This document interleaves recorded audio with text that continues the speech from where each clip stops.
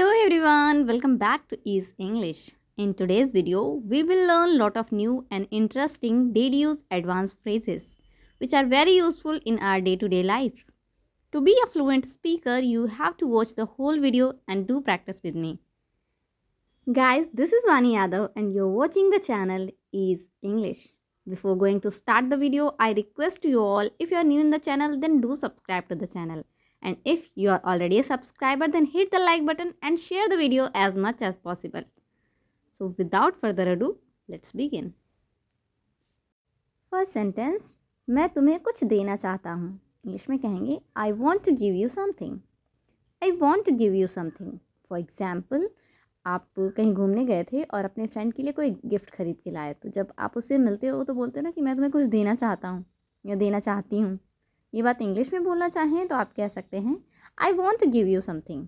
Next sentence, मेरे दादाजी ने ये मुझे दिया था. इंग्लिश में कहेंगे my grandpa gave it to me. My grandpa gave it to me. For example, आपके पास कोई एंटीक चीज़ है, मतलब काफ़ी पुरानी चीज़ आपके पास कोई है, और आपके घर कोई आपका फ्रेंड आता है और देखता है, कहता है यार ये तो कितनी अच्छी चीज़ है, आजकल तो ऐसा कुछ मिलता नहीं. तब आप कहते हो कि ये मेरे दादाजी ने मुझे दिया है, या किसी मतलब आपसे काफ़ी कई पीढ़ियों की वो चीज़ आपके पास है. तो अगर ऐसा कहना है कि मेरे दादाजी ने मुझे दिया है, आप कहिए my grandpa gave it to me. और अगर कहना है मेरे पापा ने दिया है, तो कहिए my dad gave it to me. Next sentence, हम कुछ ही समय में वहाँ पहुँच जाएंगे.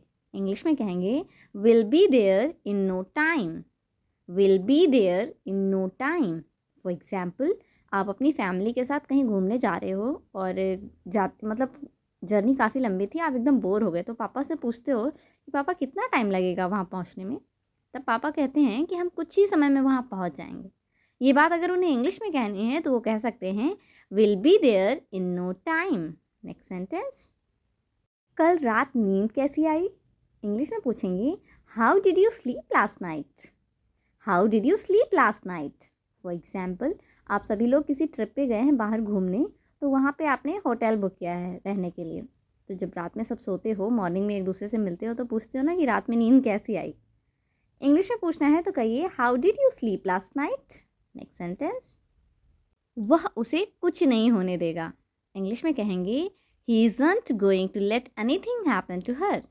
ही isn't going to let anything happen to her. For example, आप घर से बाहर अकेले गए थे, तो पापा को काफ़ी आपकी टेंशन हो रही थी, तो मम्मी ने कहा कि भाई गया है उसके साथ, वो उसे कुछ नहीं होने देगा. तो अगर ये बात वो इंग्लिश में कहना चाहें तो वो कह सकती हैं he isn't going to let anything happen to her. Next sentence, अगर कुछ भी होता है तो मैं आपको ज़रूर बताऊंगा. इंग्लिश में कहेंगे if anything comes up I will certainly let you know. If anything comes up I will certainly let you know. For example, आप किसी मीटिंग में जा रहे हो और आपका कलीग है वो नहीं जा पाया किसी रीज़न से, उसे कोई काम था, तो आपने कहा ठीक है कोई बात नहीं, आप नहीं जा रहे, तो अगर कुछ भी इम्पॉर्टेंट होता है तो मैं आपको ज़रूर बताऊंगा. ये बात अगर इंग्लिश में कहना चाहें तो आप कह सकते हो if anything important comes up I will certainly let you know. Next sentence, वह भी जा सकती है अगर उसे काम से कुछ फुर्सत मिले तो. इंग्लिश में कहेंगे she can go to if she can get some time of work. She can go too if she can get some time off work. For example, आप सभी की कॉलेज से ट्रिप जा रही है और सब लोग जा रहे हो, उनमें से एक नहीं जा पा रहे किसी रीज़न से, तो लोग कहते हैं कि क्या वो नहीं जा सकती. तब आप कहते हो वो भी जा सकती है, लेकिन वो इतना काम करती है, उसे काम से कभी फुर्सत ही नहीं मिलती. अगर उसे काम से फुर्सत मिले तो वो भी चल सकती है. ये सेंटेंस इंग्लिश में कहना चाहो तो आप कह सकते हो she can go to if she can get some time of work. Next sentence, मैं चाहता था कि तुम्हारे पास मेरी याद दिलाने के लिए कुछ हो. इंग्लिश में कहेंगे I wanted you to have something to remind you of me. I wanted you to have something to remind you of me. For example, आप कहीं घूमने गए थे और वहाँ से अपने फ्रेंड के लिए गिफ्ट लेके आए, और उसे गिफ्ट देते हुए कहते हो कि मैं चाहता था कि तुम्हारे पास कुछ ऐसा हो जो तुम्हें हर समय मेरी याद दिलाए. ये बात इंग्लिश में कहना चाहो तो आप कह सकते हो I wanted you to have something to remind you of me. Next sentence, उसे तुम्हारी ज़रूरत है. इंग्लिश में कहेंगे she needs you. She needs you. For example, आप स्कूटी से अकेले बाहर गए हो और वहाँ रास्ते में आपकी स्कूटी ख़राब हो जाती है, तो अभी आप घर में कॉल करते हो, मम्मी से कहते हो मम्मी भाई को भेज दो। तो जब मम्मी भाई के पास जाती है, वो बोलती है कि जाओ बहन की स्कूटी ख़राब हो गई है, उसे तुम्हारी ज़रूरत है। ये बात मम्मी इंग्लिश में कहना चाहें तो कह सकती she needs you. Next sentence, तुम बहुत भाग्यशाली हो। इंग्लिश में कहेंगे you are very lucky. You are very lucky.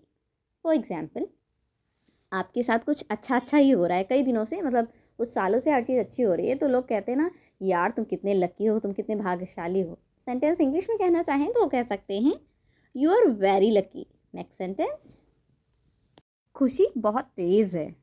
यहाँ बहुत तेज़ का मतलब ये है कि बहुत इंटेलिजेंट है। खुशी कोई लड़की है। इंग्लिश में कहना चाहो तो कह सकते हो खुशी इज़ वेरी इंटेलिजेंट। खुशी इज़ वेरी इंटेलिजेंट। तेज़ मतलब फास्ट मत समझना, इंटेलिजेंट मतलब मेंटली वो काफ़ी स्ट्रांग है। तो हो सकता है आप भी किसी को कहना चाह रहे हो कि यार वो तो बहुत तेज़ है, तो इंग्लिश में कह सकते हो शी इज़ वेरी इंटेलिजेंट। और कोई पर्सन है तो उसका नाम ले लो, जैसे खुशी बहुत तेज़ है तो खुशी is very intelligent. Next sentence, मुझे अच्छा महसूस नहीं हो रहा। इंग्लिश में कहेंगे आई am not feeling well. I am not feeling well. For example, आपको आज बहुत ठंड थी, बाहर मौसम बहुत ख़राब था, आपको बहुत अच्छा सा नहीं लग रहा था, वीकनेस सी लग रही थी, सिर दर्द हो रहा था, तो आपने मम्मा से कहा मम्मा मुझे अच्छा महसूस नहीं हो रहा। इंग्लिश में कहना चाहो तो आप कह सकते हो mama I am not feeling well. Next sentence, बच्चे नटखट होते हैं। इंग्लिश में कहेंगे children are naughty. Children are naughty. For example, आपके घर कोई पार्टी है जिसमें कई सारे बच्चे आए, तो कोई चीज़ तोड़ देते हैं, तो बगल की आंटी होती हैं वो काफ़ी डांटने लगती हैं, तो मम्मा कहती हैं कि कोई बात नहीं, बच्चे ही हैं, बच्चे नटखट होते हैं, शरारती होते हैं, कोई बात नहीं, टूट गया तो कोई दिक्कत नहीं। तो ये बात मम्मी इंग्लिश में कहना चाहें तो मम्मी कह सकती childrens are naughty, there is no problem.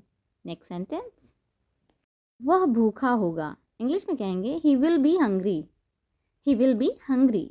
For example, भाई मॉर्निंग में ही घर से निकल गया था किसी काम से और आते हुए उससे काफ़ी देर हो गया, तो जब वो आता है तो मम्मी कहती है ना कि उसे खाना दो, वो काफ़ी भूखा होगा, उसने सुबह से कुछ नहीं खाया।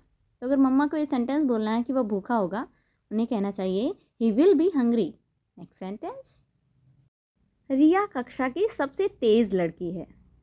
रिया is the most intelligent girl in the class. Riya is the most intelligent girl in the class. For example, आप टीचर हो और आपकी क्लास में कई सारे स्टूडेंट हैं, जिनमें से कुछ बच्चे ऐसे होंगे जो बहुत इंटेलिजेंट हैं। आप उनके बारे में बताते हो कि वो लड़की सबसे तेज़ है या वो लड़का सबसे तेज़ है, तो उसके लिए सेंटेंस ये है, आप यूज़ कर सकते हो। जैसे मैं कहूँ कि मेरी क्लास में रिया है, वो कक्षा में सबसे तेज़ लड़की है। इंग्लिश में कहेंगे Riya is the most intelligent girl in the class. Next sentence, तुम लोग तैरना नहीं जानते हो। इंग्लिश में कहेंगे you don't know how to swim. You don't know how to swim. For example, आप सभी फ्रेंड्स आपस में मिल के गए घूमने और वहाँ किसी वाटर पूल ऐसे एरिया में गए, पूल साइड एरिया में, जहाँ आप लोग को स्विमिंग करनी है। तो आपका फ्रेंड जो है वो तो स्विमिंग करने के लिए रेडी हो जाता है, लेकिन वो कहता है कि तुम लोग तैरना नहीं जानते हो। तो अगर वो उसे ये बात कहनी है तो इंग्लिश में कह सकता है you don't know how to swim. Next sentence, Lata अच्छी तरह गाना जानती है। इंग्लिश में कहेंगे Lata knows how to sing a song well. Lata knows how to sing a song well. For example, Lata आपकी फ्रेंड है और वो स्कूल के कंपटीशन में पार्टिसिपेट करती है, सिंगिंग कंपटीशन में, तो लोग उसका काफ़ी मजाक उड़ा रहे होते हैं, क्योंकि वो आपके दोस्त है तो आपको बुरा लगता है। तब आप उनसे कहते हो कि लता अच्छी तरह गाना जानती है, आपको हंसने की ज़रूरत नहीं है। तो अगर ये बात कहनी है आपको, आप इंग्लिश में कहिए Lata knows how to sing a song well. Next sentence, अगर तुम्हें जाना है तो तुम जा सकते हो। इंग्लिश में कहेंगे you can go if you want to go.